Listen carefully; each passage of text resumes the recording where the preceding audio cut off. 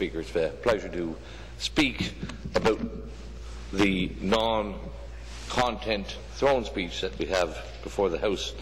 You know, I've been watching with great interest over the years about this Liberal government and how they've been conducting the administration of our province. And it's always confused me. I know the member from Beaches, East York, used a term that they're all absolute true believers. No matter what is in front of them, they do not see it. They are true believers.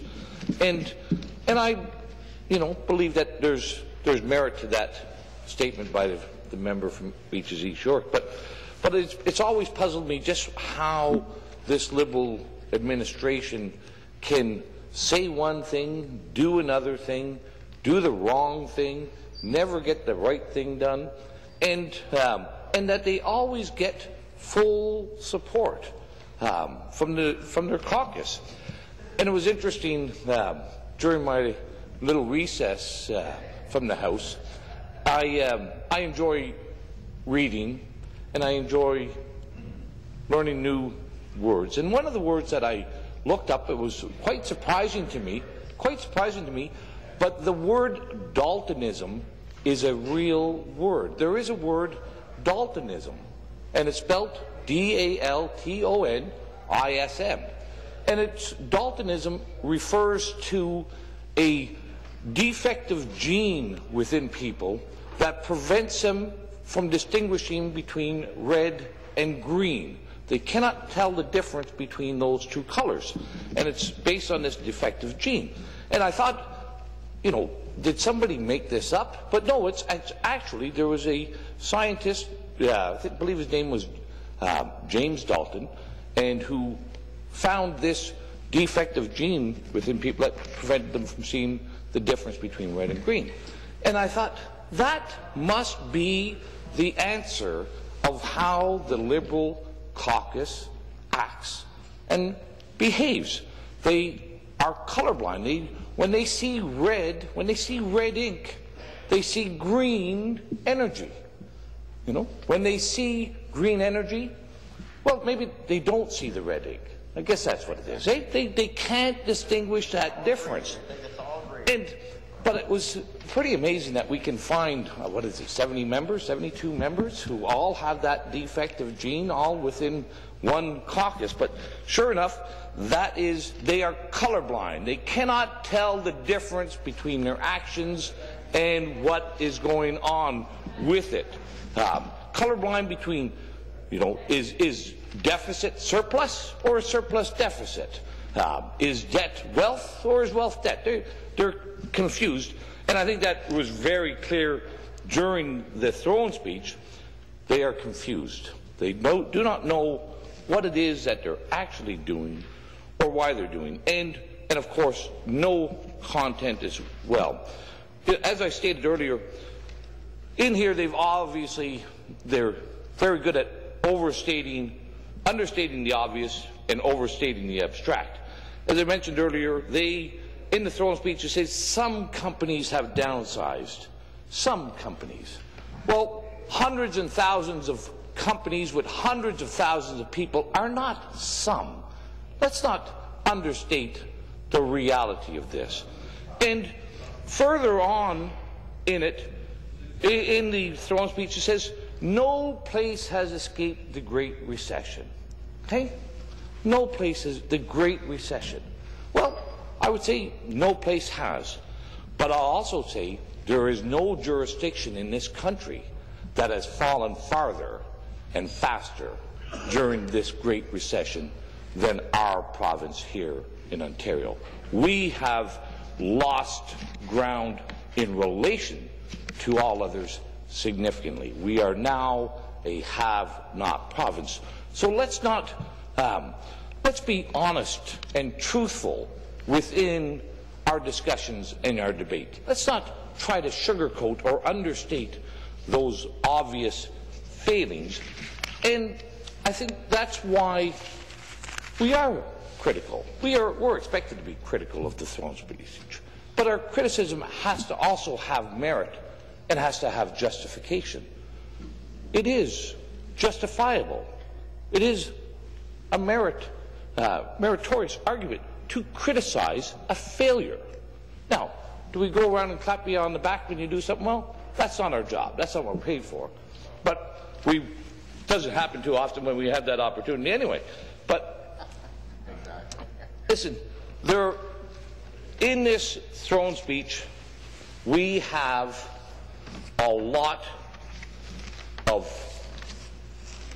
unaccountable, immeasurable thoughts. That's what's in it. We can't, nobody, the people of Ontario, can't hold the Liberal government to account on this throne speech because there is no measurable targets. There are no measurable objectives. It's all fluff. Really.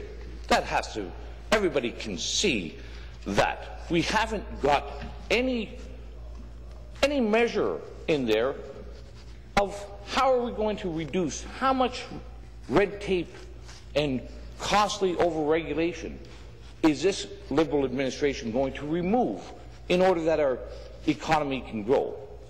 Well, there's not even a mention. Not even a mention that regulations, overregulations are a problem. Even though it was just a year ago, 2 years ago, pardon me, that the Premier said, we are going to remove one regulation for every one that we bring in. Well, that was another promise that, who knows what happened to that, but we know he forgot, I guess. So I'm going to be critical on that one as well. I think it's also important to expose when the government does contradictory, when they bring forth contradictory statements or legislation or statutes, we should identify that. And there is no better example than the hype of the Ring of Fire. Okay? And I want to see the North developed. I want to see the wealth created in the North. And I want to see that wealth shared and a benefit to the people in the North. That's what I'd like to see. And I know there's people on the Liberal side that would like to see that happen as well. Well, some anyway. But look back and see what legislation you brought out last year which will prevent the Ring of Fire from ever being developed. Bill 191, the Far North Act, excludes any and all development on 250,000 square kilometres of northern Ontario.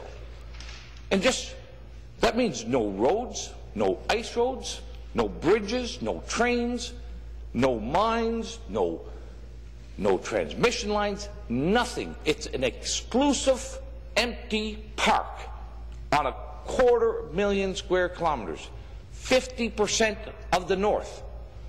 How are we going to develop the Ring of Fire when on one hand you're saying we want to do it, and on the other hand we're not going to let anybody get there? That's a contradiction. That's hypocrisy. Or it's something else. Okay? But it is not compatible. Those two ideas are not compatible with each other. So something needs to be done here. And where is it in the throne speech that they're going to fix that? Nowhere. Nowhere. So we're getting contradictions. And I think it's also, as I mentioned to the member from Davenport when he spoke, and he used some interesting terms. He used the terms that we have to end the individualism and we have to become cooperative. And I was listening to those words, and I'm sure the members opposite heard those words. An end to individualism and the beginning of cooperative? What? That sounds very socialistic in my books.